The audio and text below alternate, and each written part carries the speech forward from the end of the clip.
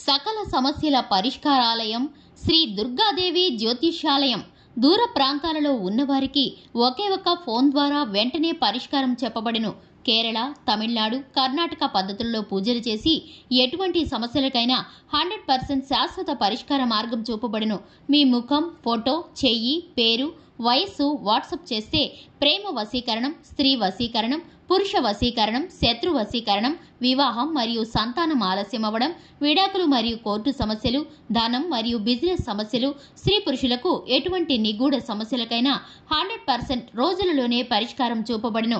వశీకరణ specialist Guruji phone number 9347215813. అందరికీ నమస్కారం అండి.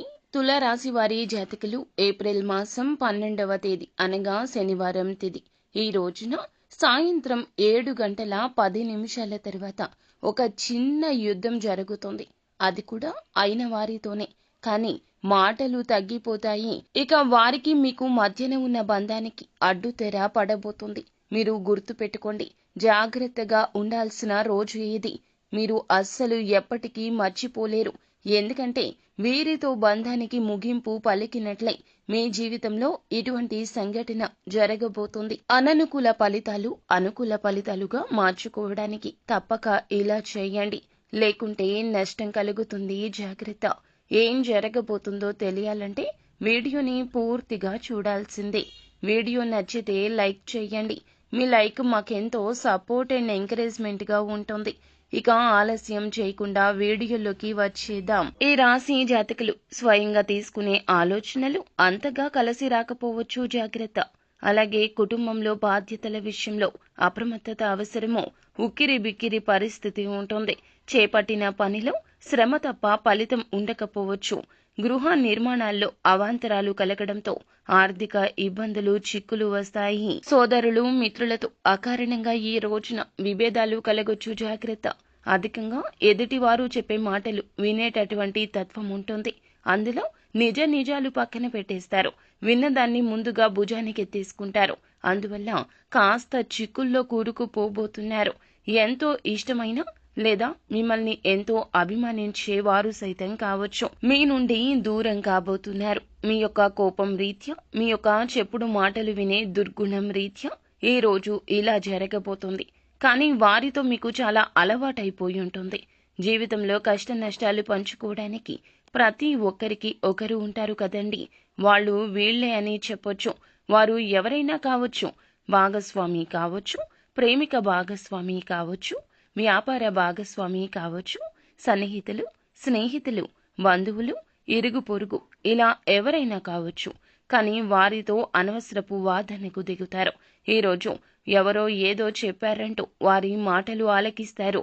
తప్పితే వీరు మనతో ఎలా ఉన్నారు, మన బంధం వీరితో ఎలా ఉంది, వీరి యొక్క విషయంలో మన ఆలోచన ఎలా ఉంది, వీటిని అన్నింటినీ పక్కన పెట్టేస్తారు. కావున ఇరుగు పొరుగు చెప్పుడు మాటలు చెప్పే ఏ వ్యక్తి అయినా కూడా వారి మాటలు ఆలకించొద్దు. ఈ రోజు మనస్సుతో ఆలకించండి. చెవుల ద్వారా విన్నది మనసుకు చేర్చుకోవద్దు.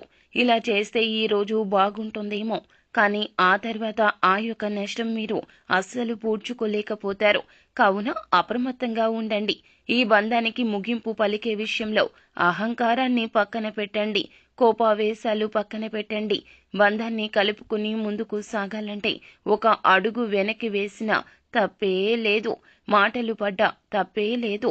కానీ ఎదుటివారు మంచివారు అయితే గనక ఖచ్చితంగా ఈ నియమాన్ని తప్పక అవలంబించండి. ఈ రోజున ఈ విషయంలో ఏ మాత్రం అశ్రద్ధ వహించినా అకారణంగా విభేదాలు కలగడాన్ని జీర్ణించుకోలేకపోతారు మున్ముందు. వ్యాపారంలో కూడా ఈ రోజు కొన్ని అంచనాలు తప్పి నిరాశ చెందుతారు.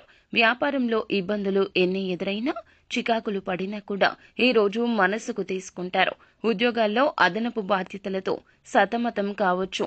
మానసిక ప్రశాంతత కాస్త లోపిస్తుంది. ఒంటరిగా ఉండడానికి ప్రయత్నించండి. ఎవరితో ఎటువంటి విషయాన్ని కూడా చెప్పుకునే ప్రయత్నం అస్సలు చేయొద్దు.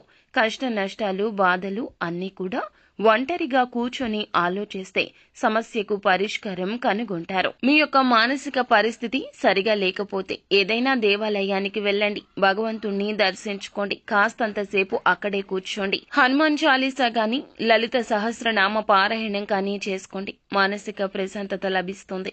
ఈ రోజు కాస్తంత తల వంచితే రేపటి నుంచి మీ బంధం బాగుంటుంది. మీకు మానసిక ప్రశాంతత తోడవుతుంది. భగవంతుని అనుగ్రహం తప్పక మీ తోడుగా ఉంటుంది. సో ఫ్రెండ్స్, చూసారుగా, ఈ వీడియో మీకు నచ్చితే లైక్ చేయండి. మరిన్ని వీడియోస్ కోసం మా ఛానల్ ని సబ్స్క్రైబ్ చేసుకుని ఫాలో అవ్వండి. Thank you.